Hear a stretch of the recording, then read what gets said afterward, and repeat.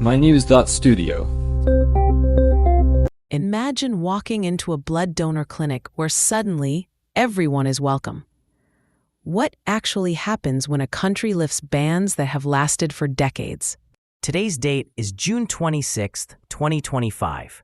Australia has just made a major change to its blood and plasma donation policies. Beginning July 14th, most waiting periods related to sexual activity for plasma donation will be removed. This means that gay and bisexual men, transgender women, and others in the LGBTIQA+ community can donate plasma immediately, provided they meet the standard donation requirements. But why did it take so long to reach this point? For years, Australia's approach was shaped by the HIV/AIDS crisis of the 1980s. Men who had sex with men and certain transgender people were barred from donating blood if they'd been sexually active in the previous 3 months. Even as testing methods improved dramatically, those restrictions remained. The original goal was protecting the blood supply, but did policy keep up with scientific progress? No, it didn't. Testing technology moved forward, screening for HIV and other viruses became much more accurate and rapid. Still, the old rules stayed in place. That meant fewer eligible donors, and many people felt left out or even stigmatized. Was there still evidence to justify these bans? Recent studies and long-term advocacy efforts found no ongoing justification. Advocacy groups, healthcare professionals, and scientists highlighted that the real risk comes from individual behavior, not from belonging to a particular group. The new approach in Australia takes that into account.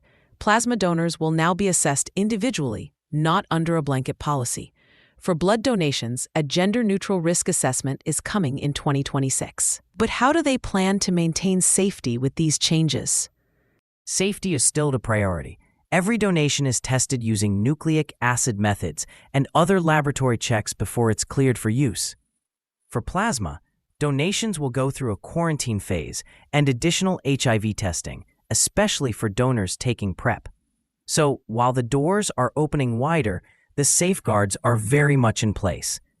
Will this make a noticeable difference to supply? Yes, it will. Authorities expect around 24,000 new donors and nearly 100,000 extra plasma donations each year. Hospitals are always in need of blood products, so those figures are significant. This change comes as demand continues to rise.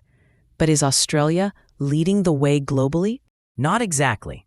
Canada and Israel have already made similar changes. What makes Australia's move notable is that it's the first country in the Asia-Pacific region to go this far. It's now being seen as a possible model for others.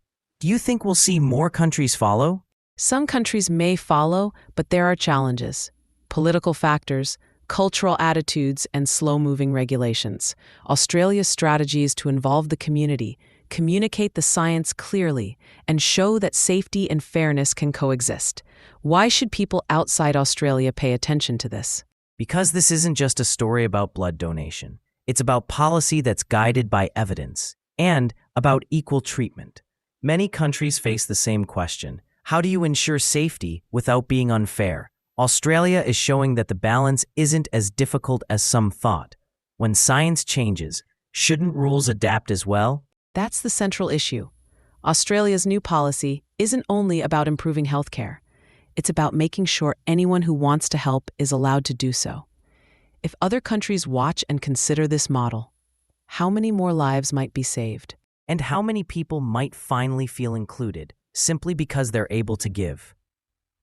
Australia's reform is bigger than just one nation. It signals that evidence can lead to real, meaningful change globally. Thank you for joining us.